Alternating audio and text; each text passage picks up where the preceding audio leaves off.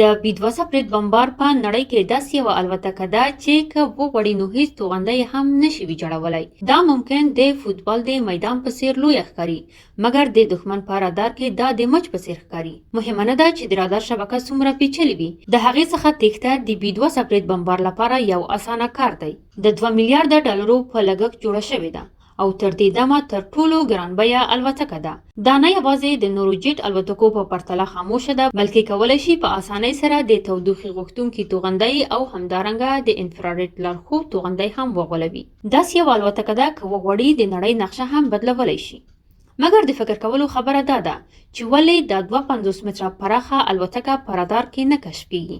په دې کې څه ډول ساينس شته چې له تېرو 27 کلونو راهیسې امریکا پټوي؟ د وطن ټلویزیون لیدونکو بیا مو هم د یوه په زړه پورې ویډیو لیدو ته رابولم. لیدونکو د دې بي 2 بم غورځوونکې الوتکې د جوړولو تر شا یوه پیښه شتون لري چې په ټوله نړۍ کې امریکا له شرم څخه سر ټیټ کړ. په 1960 کال کې د مې په لومړۍ نیټه د امریکې لاکهیډ الوتکه چې د یو 2 په نامه یادېدله د پاکستان د هوایي اډې څخه یې الوتنه وکړه. د CIA په یو پټ ماموریت کې د شوروي اتحاد جاسوسي کوله. دا د سړې جګړې دوره وه، کله چې امریکا او شوروي اتحاد دواړو هڅه کوله چې د خپلې ټکنالوژي له لارې یو بل ته سپکاوی وکړي. امریکا ویاړله چې د هغوی لاکهیډ یو 2 جاسوسي الوتکه کولی شي په 80 فوټه کې الوتنه وکړي او هیڅوک هم نشي کولی چې په دومره لوړوالي ورته کوم زیان ورسوي. امریکا فکر نه کوي چې د شوروي اتحاد هیڅ یو توغندی به هم دومره لوړوالي ته ونه رسیږي. خو کله چې دا الوتکه د شوروي اتحاد خاورې ته دننه شوه نو سمدلاسه رادار دا کشف کړه. په لومړي سر کې دوی ډیری جنگي جیټ الوتکې واستولې او ډیری توغندي یې وویشتل، خو دا په حقیقت کې د دوی له توان څخه بهر وه چې په دومره لوړوالي کې ووهي. خو بیا د شوروي اتحاد پوځ خپل S-75 ډیویانا توغندی په الوتکه کې بند کړ او ویشتله. امریکا هم د دې توغندي په اړه پوهېده، خو دوی فکر کوو چې حتی د شوروي اتحاد پوځ S-75 به دومره لوړوالي ته ونه رسیږي. خو له هغې وروسته چې څه پېښ شول د امریکا له تصور څخه بهر وو. یو 2 د 80,000 فوټو په لوړوالي کې د الوتنې پر مهال S-75 لاکهیډ په خورا کمال سره ووهه. الوتکه د ټننبرګ په نوم ښار باندې ولوېده او پیلوټ یې ځان ور وغورځاوه.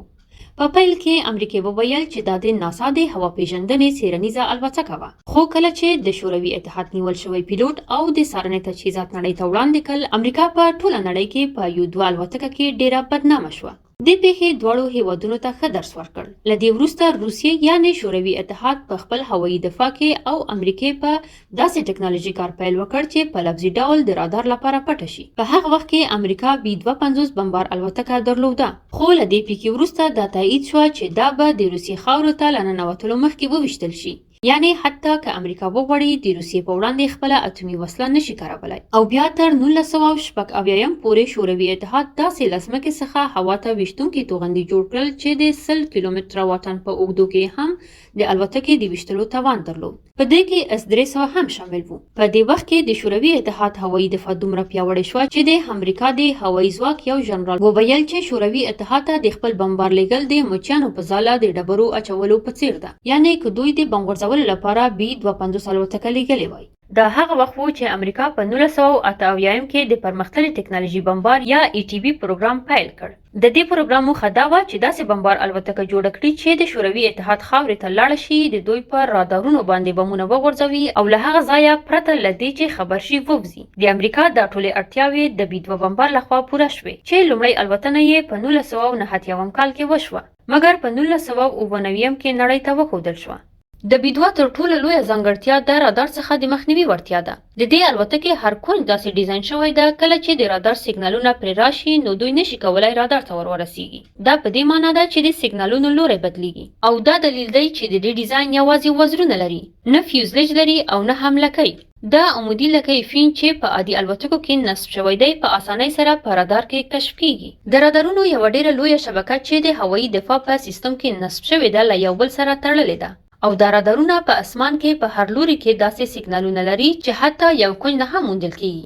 دا سیګنالونه معمولا د الوتکو له بدن څخه منعکس کیږي او بیرته د رادار لور ته ځي او په دې توګه د هغې شتون په رادار کې ثبت کیږي.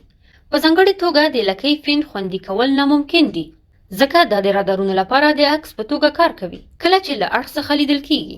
مګر د بي 2 بمبار بدن داسې ډول ډیزاین شوی دی چې که د رادار سیګنال له یو شي څخه راشي په هر ځای کې دا به د وهلو وروسته په ورته لوري کې منعکس نشي او له همدې امله یې لکۍ نه درلوده. د دې زیګزاګ ډیزاین سیګنالونه په مخالف لوري کې انعکاس کوي. د B2 بمبار بریالیتوب یوازې د هغې د ډیزاین له امله نه بلکې د کوتنګ له امله دی چې 100% کې د رادار سیګنالونه جذبوي. متحده ایالاتو یو پټ کوتنګ جوړ کړی چې جزئیات یې لا هم له نړۍ څخه پټ دي او د دې کوتنګ له امله B2 بمبار په رادار کې 100% کې پټه پاتې ده. د دې د رادار کراس سیکشن په حیرانتیا سره یوازې 0.0001 متر مربع دی. دا په دې معنی ده چې په اسمان کې د موچۍ کشف کول دي. که پرتله شي نو B250 بمبار په رادار کې د 2 اتاقه کور په څیر ښکاري. F15 د یوې کوچنۍ خونې په څیر ښکاري. GF7 د یو تخت په څیر ښکاري. رافیل د یو لوی بالښت په څیر ښکاري. دا په دې معنی ده چې B2 بمبار الوتکه 10 برابره له دې ټولو الوتکو څخه لویه ده، مګر په رادار کې دا یوازې د مچ په څیر ښکاري. د هوایي امنیت په نړۍ کې د ټکنالوژي ته پټ ویل کیږي او بنسټ یې د B2 بمبار لخوا کېښودل شو. B2 سپریت بمبار نه یوازې د دښمن د رادارونو څخه د تېښتې وړتیا لري بلکې د هغې د ټیټ تودوخې نښه کولی شي د انفراریډ او تودوخې غوښتونکي توغندي څخه هم ډډه وکړي. په نورمال ډول د هوایي دفاع سیستمونه د انفراریډ څارنې سیستمونه هم لري. دا سیستمونه د جیټ له شا څخه راځي، تودوخه کشف او تاییدوي او بیا د توغندي سیستم په هغه تودوخې نښه کې تړل کیږي. خو د B2 بمبار انجنونه د هغې په بدن کې پټ دي. د جیټ په انجن کې د انحراق وروسته تودوخه په مستقیم ډول نه راځي بلکې لومړی د بهر سړې هوا سره مخلوط کیږي چې له امله یې B2 بمبار د تودوخې هیڅ نښه شاته نه پرېږدي او دا هغه څه دي چې B2 الوتکه په نړۍ کې د تودوخې تر ټولو ټیټه نښه لري. دا داسې ده لکه چیرې چې UF14 جیټ په 100 کیلومترو په فاصله کې د انفراریډ څارنې سیستم کې بند وي، نو د B2 بمبار انجن د هغې په بدن کې پټ دی. په داسې حال کې چې B2 بمبار له لرې واټن څخه کشف کېدای شي. دا نشي کشف کېدای پرته له دې چې د 10 کیلومترو په حد کې راشي، مګر دا دومره ټیټه الوتنه نه کوي چې حتی په انفراریډ رادار سیستم کې هم کشف شي. د B2 بمبار الوتکه په حیرانوونکي ډول په 15,000 مترو یا 1500 فوټو په جګوالي کې د الوتنې وړتیا لري. په دومره جګوالي کې الوتنه کول دا نه یوازې د انفراریډ رادار څخه تېښته کولی شي بلکې د پورته پتلې فضا له امله په الوتکه کې ډرې کم شوی او د سونګتوکو مؤثریت ښه شوی دی. له همدې امله دا کولی شي چې ډېر واټن سفر وکړي.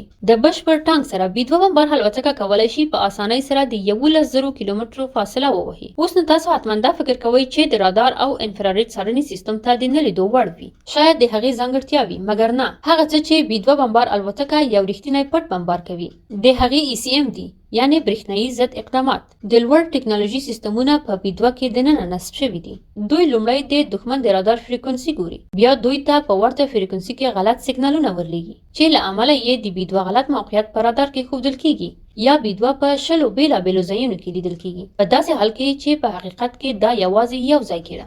دا سیستم د رادار سیګنال ثبت کوي او تعدیل کوي او بیرته یې لیږي.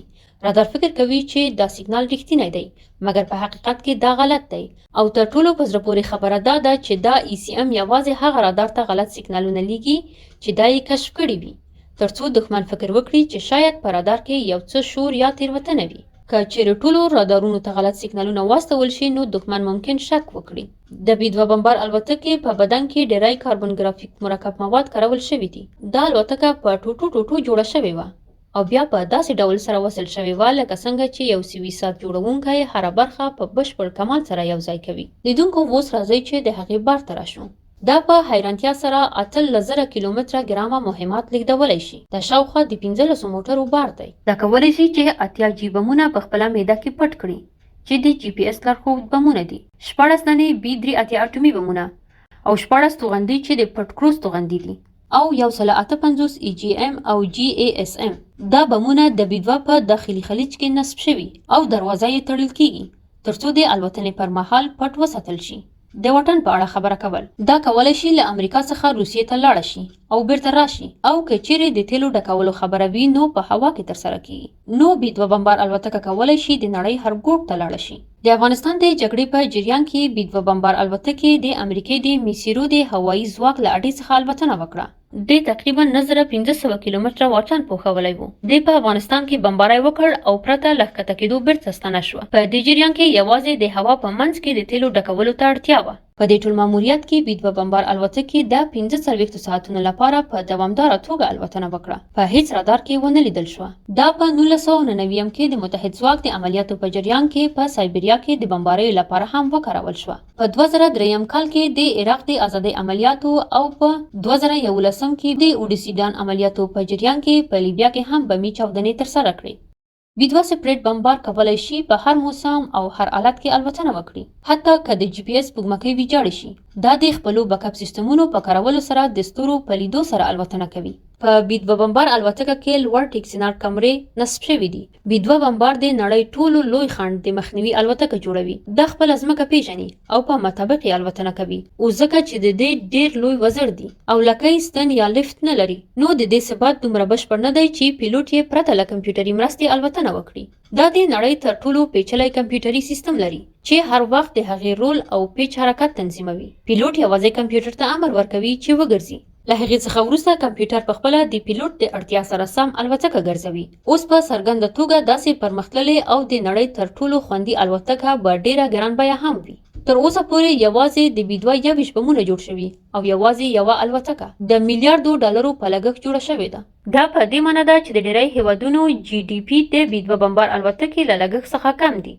دا ټولې الوتکې یوازې له امریکا سره دي او تر اوسه پورې امریکا د دې ټکنالوژي د خرڅولو هیڅ اراده هم نه لري. د دې د تیلو مصرف په یو ساعت کې 0.5 لکه ډالر ارزښت لري، په داسې حال کې چې یو عادي سوداګریز جیټ په یو ساعت کې 0.00 ډالرو په ارزښت تیل مصرفوي. د B-2 بمبار ساتنه هم د هرې عادي الوتکې څخه خورا توپیر لري. B-2 د هرې الوتنې وروسته ټوله الوتکه نرمه پرېمینځل کیږي او پټ پټ پوښول کیږي، بیا پرې پلي کیږي او د ټول بدن هر کونج یې معاینه کیږي ترڅو وګوري چې آیا کوم کوچنی سوری هم پکې شتون ونه لري. ځکه که چیرې د دې په بدن کې د مچۍ په څیر هم یو سوری وي، نو دا کولی شي چې د پټ ساتلو وړتیا یې له لاسه ورکړي. هیله ده چې تاسو د وطن ټلویزیون دا په زړه پورې ویډیو هم وګورئ، خوښه یې کړئ، شیر یې کړئ او نظرونه مو راسره شریک کړئ.